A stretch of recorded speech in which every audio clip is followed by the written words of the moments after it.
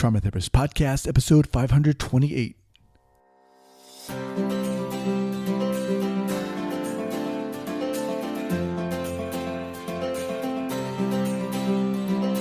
right, welcome back to the Trauma Therapist Podcast. My name is Guy McPherson.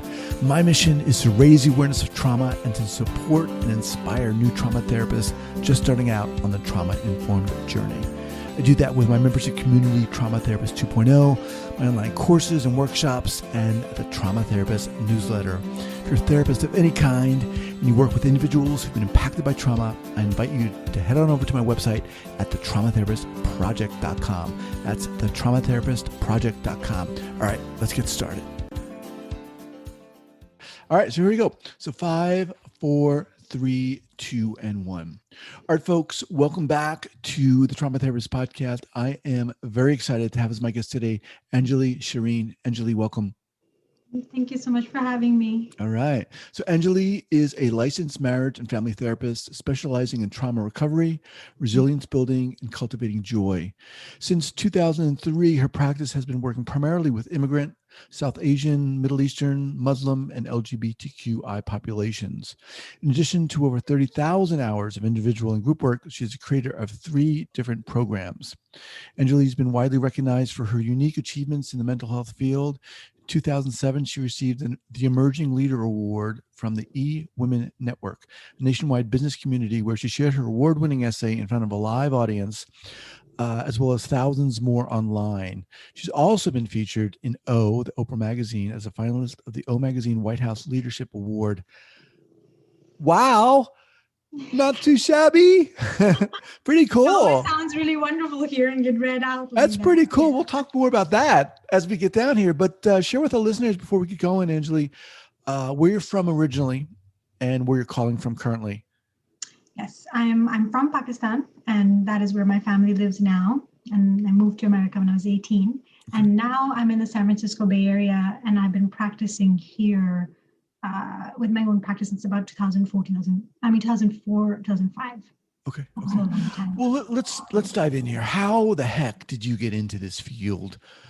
And then more specifically focusing on trauma and resilience building. And so I love that resilience and joy, but we'll get to that too. But share with us a story.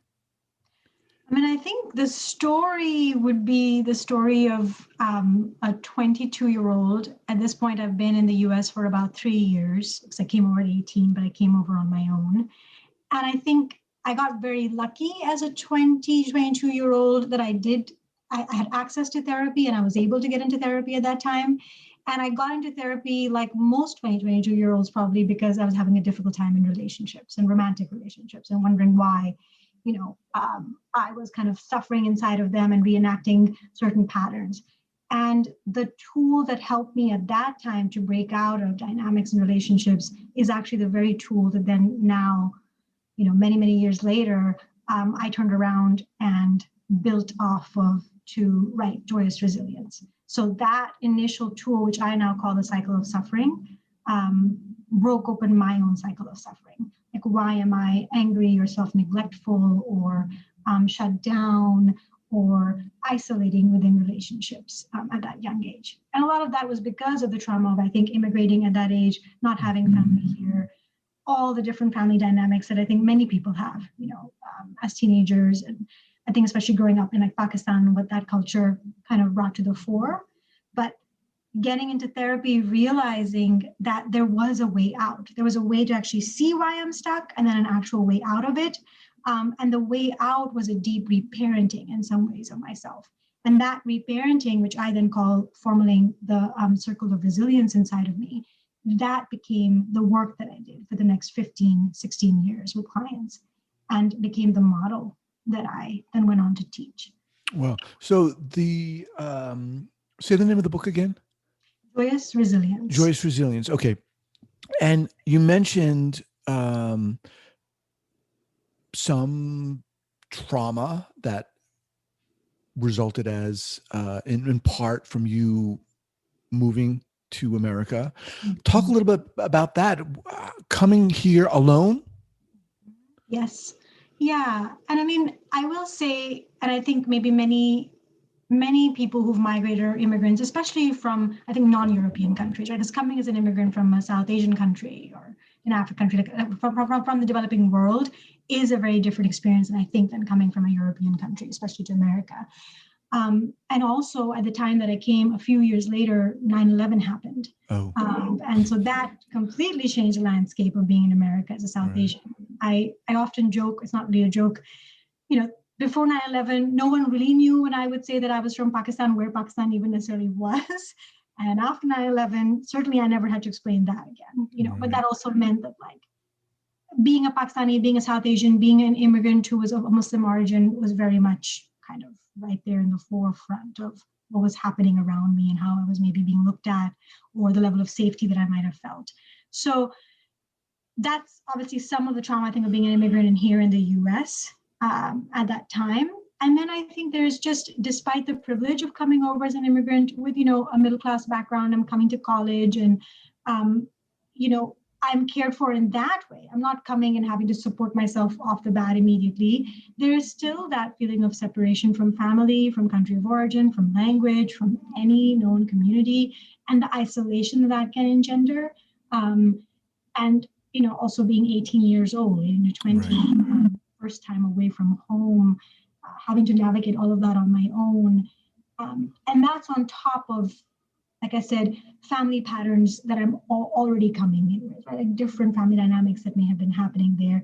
And coming from a country where, despite having parents who are very supportive of me coming on my own, which is still rare, like for a woman of Pakistani origin, her parents go on your own to a different country without partner,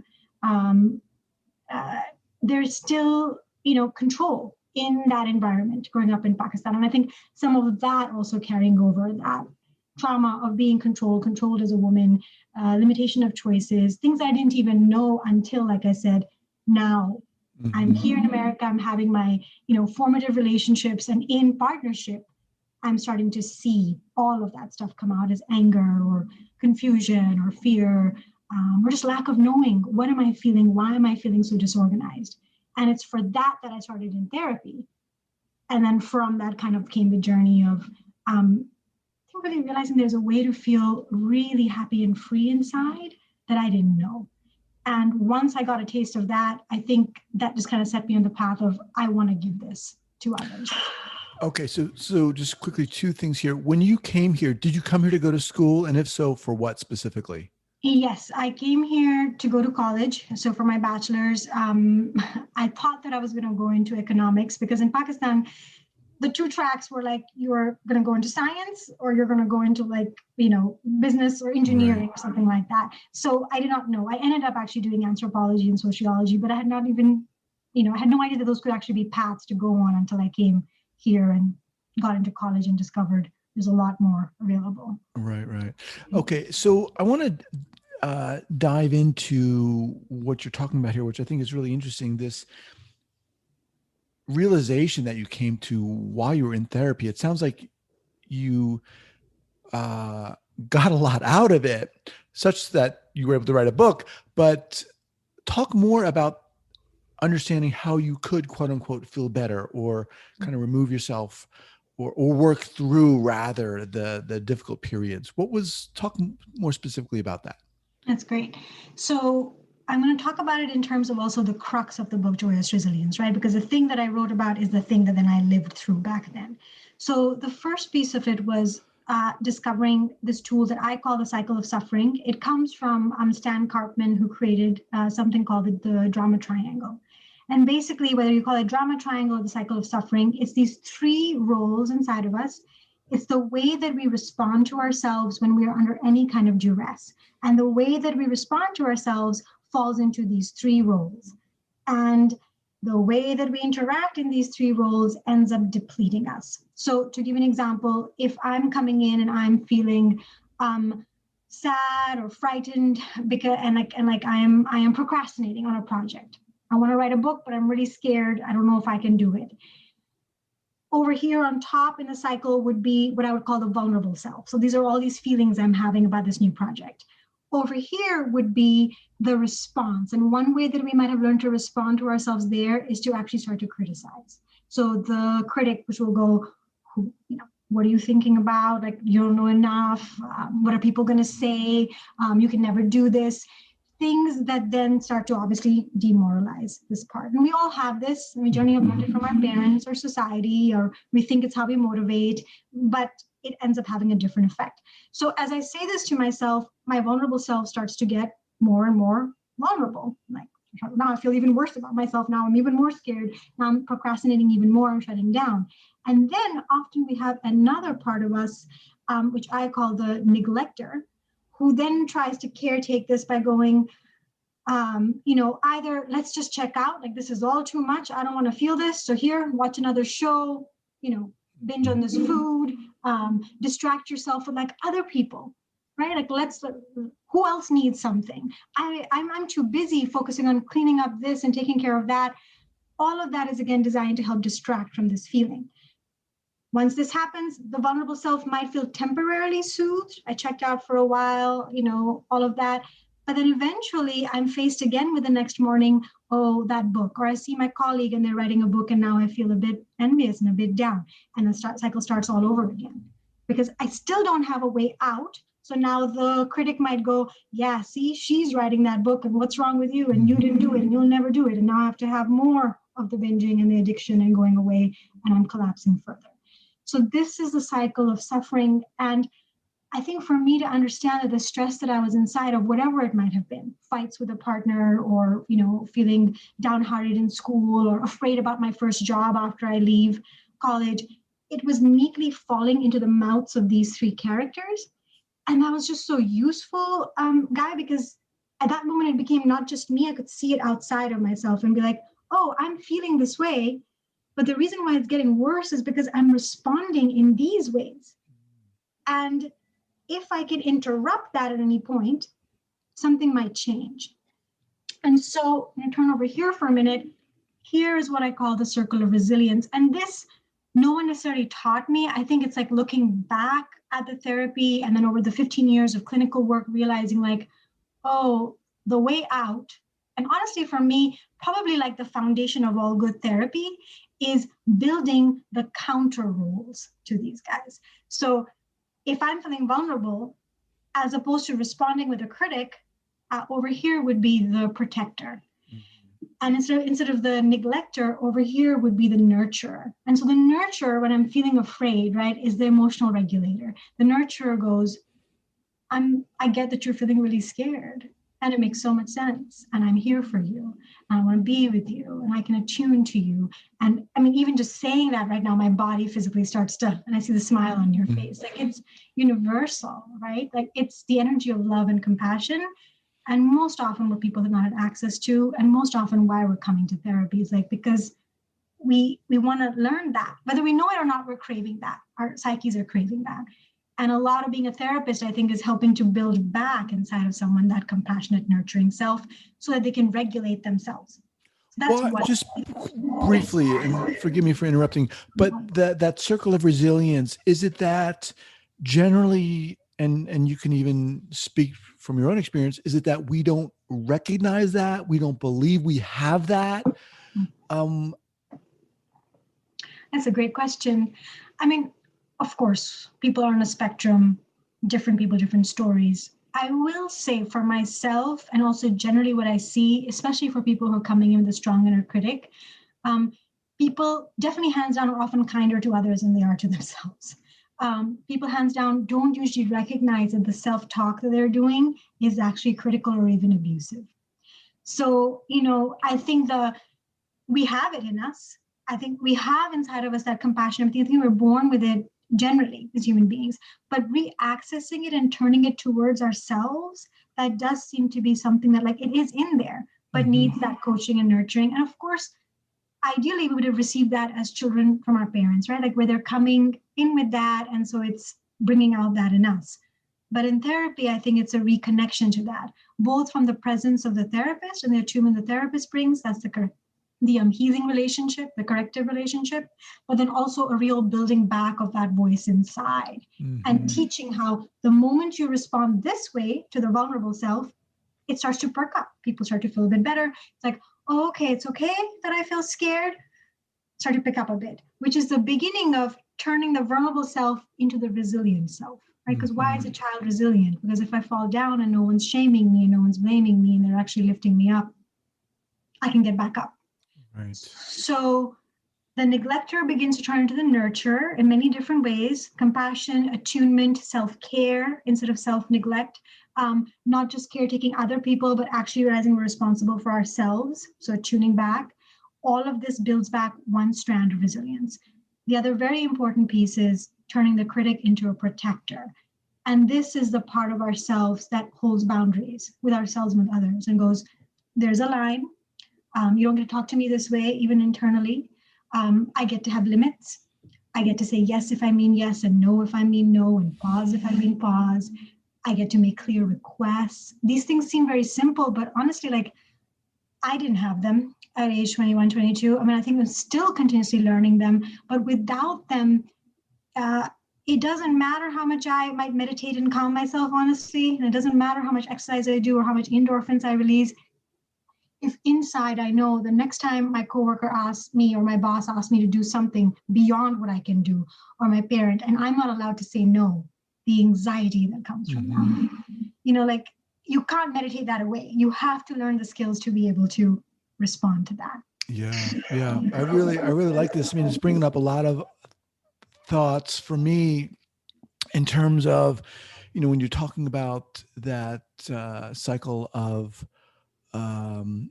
what did you call it? The cycle of resilience and the cycle of suffering and cycle of suffering. Yeah. I mean, that to me, the question comes up, what are potentially we gaining from maintaining ourselves in that cycle of suffering? What are the elements that we're doing to think we're, addiction comes up, right? How are we kind of combating that or trying to deal with that? All these things are coming up. And yeah, you're right. It is seemingly simple, but that, of course, as always, doesn't make it necessarily easy.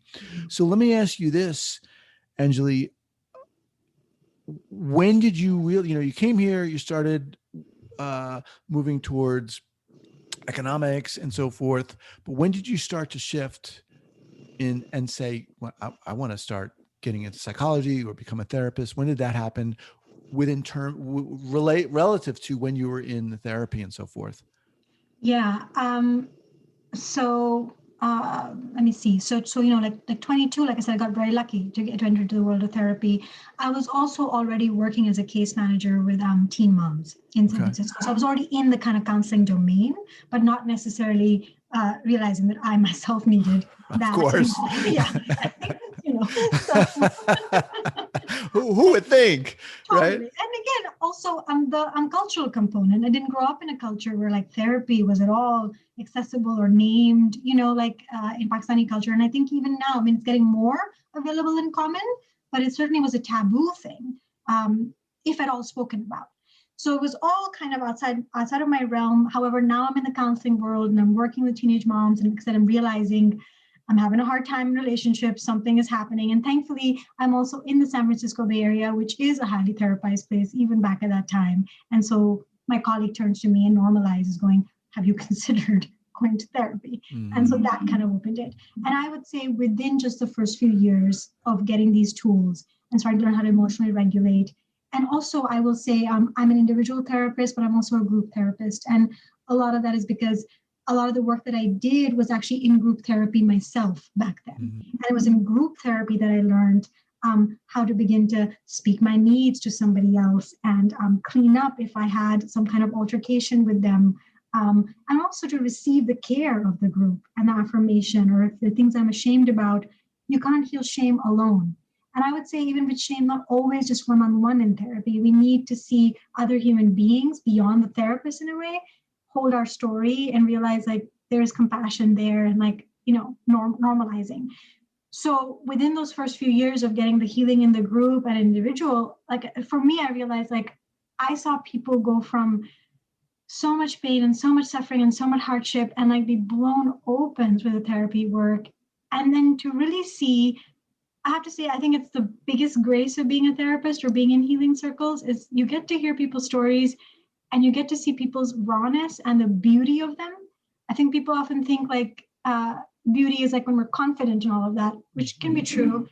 But I think people's vulnerability in telling the truth and their tears and their grief and even their anger, discharged as a way to love again, is probably one of the most beautiful things we get to witness. And once I saw that happen, there was no turning back. Like I said, for me, it felt like, oh, I want to be a part of this. Yeah.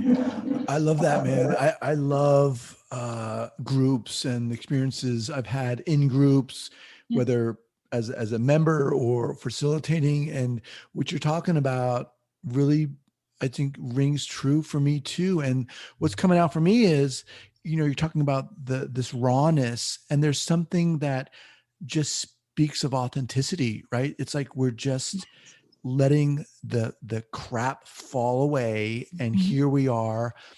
And it's so profound. And for myself too, that was one of the things, if not the thing, that made me feel like this is the right place for me. Was it challenging for you, Anjuli, to, being from the background that you come from, was it challenging for you to put the spotlight on yourself in a sense, and quote unquote work on yourself? I see what you mean. Like even taking the time to focus in on the therapy and it's interesting you asked that. I will say for sure, I've seen that. I have a lot of South Asian clients, a lot of clients of color, clients from marginalized groups. It is interesting to me how generally clients from marginalized groups often have that coming in, a lack of deserving, and often because the communities that they're coming from do not have access. Their very family members don't have access. So then it becomes that guilt of like, then how can I? And then I'll say, I don't know why, but luckily that actually did not come up for me. I think what I already felt was a huge responsibility, because I was acting out at the time when I first came in therapy. I was acting out in the relationship, acting out in anger, acting out in fear. And so I felt like I was causing harm. So I don't know if that kind of helped me really be like, deserve or not deserve, I have to clean this up because the people in my life don't deserve acting in this way. So that might have corrected it, or for some reason, thankfully, I escaped that. But I have a lot of compassion and just understanding, empathy for the fact that so many clients do come in with that. And I think it's a tragic thing that we're taught that, to be ashamed instead of really, I think in this country and all over, it needs to be a fundamental right, especially for marginalized groups, because it should be a reparation. The amount of trauma that has happened, historical trauma, the very least bit of drop in the bucket would be access to mental health and therapy to recover from that historical trauma, So in this time, that we're living now with COVID and so forth, and the pandemic, what are you seeing in general in terms of working with the groups you work with, the marginalized population, as you called it, Asian, Middle Eastern, LGBTQ and I, and so forth? Can you speak? And I know it's everyone has their own story, of course, right. But can you speak to what you're seeing in terms of these populations? Yes. And I mean, I will add one thing, right? Like the person who's coming to see me, because I'm not working at a community agency per se. So that person, we would assume at that point already has some points of privilege that might shift how they're experiencing the pandemic, as in we would assume that they would have either insurance or ability to pay for therapy, which means that possibly not unemployed or at least have funding. That makes a huge difference in terms of just kind of the like set point of where they're coming in. So I think that question could be different, right? Depending on if we were talking about the person working at the grocery store, who's assaulted by the pandemic in a different way and also probably cannot afford the care. In terms of clientele that I am seeing, here are some things that I think are kind of universal, right? Like one is just the fear. Also at this point, we're 11 months in the Bay. So what I'm calling the midwinter of COVID, like it's the like, you're tired of being tired and you can't quite believe this thing is going to be over. And you're hitting that like second wave of, I think, depression and malaise and that fear of like, we're right towards the end, but what's going to happen? Profound fatigue, from not being able to see loved ones, starting to be some envy or jealousy or difficulty around like the vaccine and who gets access and why and how is this going to roll out.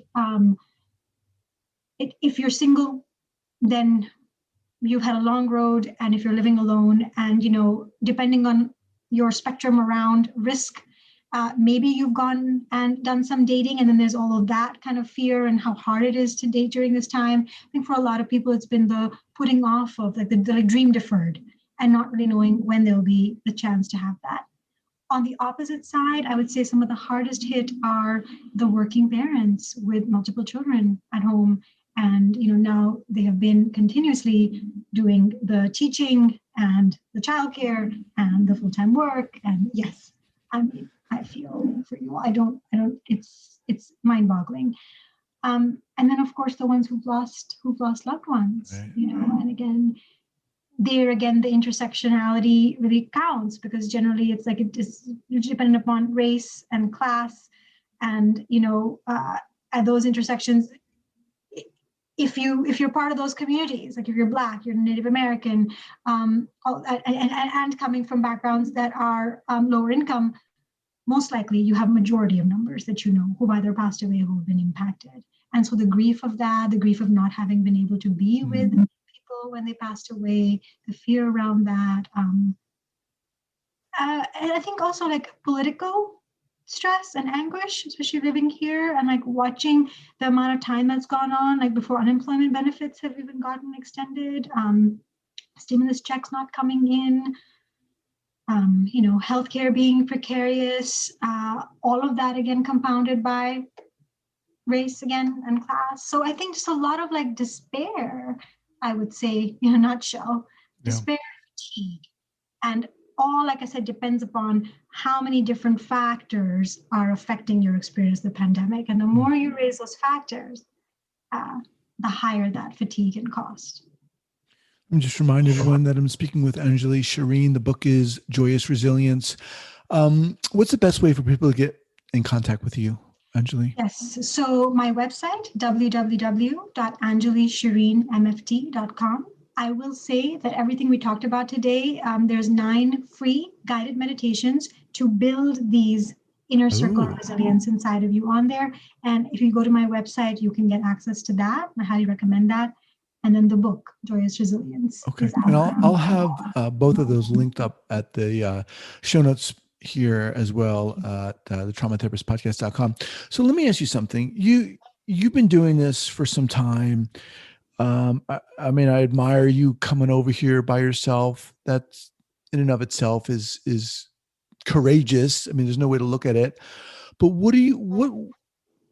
what keeps you going in this field and working with the population that you do? I love that.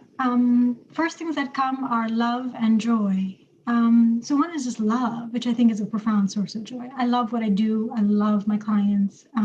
It is life-affirming work. Like I said, that very reason I discovered 2223. When people come out with their authenticity and they work towards reclaiming their aliveness, I mean, it's like, it's hard to turn your attention away anywhere else because that is so compelling. Mm-hmm. So I love that. And then I think joy, focusing on joy particularly, that kind of happened a little bit later in my therapeutic journey, but realizing no one ever talked to me about like what brings you joy and what would like actually work from joy, or how would you express your joy as a person as a part of the healing journey. It kind of felt like if you're not anxious anymore, you're not depressed anymore, you're generally doing well, you're good to go. But it's a whole other spectrum to go, what does it mean to be alive? And so that I ask myself that almost every day, and I look for that in my life, outside of my working life as well as within, and that keeps it just alive. That keeps it joyous, keeps me going, keeps me resilient. Yeah, wow, I love that. What does it mean to be alive? I love that. All right, let's kind of wind down here with any go-to book recommendations. Obviously, we'll have your book up, but what would you like to share with us, whether it's trauma related or not, or resilience building related or not? What would you offer? Yeah, I mean, I think given our times, probably the most important book that I read and I used a lot in my own as research was Reshma Menakam's My Grandmother's Hands. And that is an amazing book, especially I think in this country, right, for like white bodies, for Black bodies, like for people wanting to do the work of clearing up racial trauma. and really, like, I think also as a mind-blowing historical narrative of like, how did we get here? Mm-hmm. And how is it that, systemic racism kind of infiltrated the US, and like, what is the trauma that even allowed human beings to enslave other human beings, and what is the trauma that then kept on perpetuating that? So I love his book, and it's a somatic book. It's a body-centered book around healing. It's very practical. It's very loving, and I think it's a great guide for our time. So that's the one I'd recommend. Awesome. My grandmother's hands again. We'll have that linked up here. All right, Anjali. Awesome. It's been a delight speaking with you. Yeah, I just loved the focus on joy, and Thank you. yeah, it's brought a smile to my face. So it's been a pleasure. Thank you so much for joining me today. Such a pleasure, Guy. Thank you so much. This All was right. fun. Take care. All right. Bye-bye.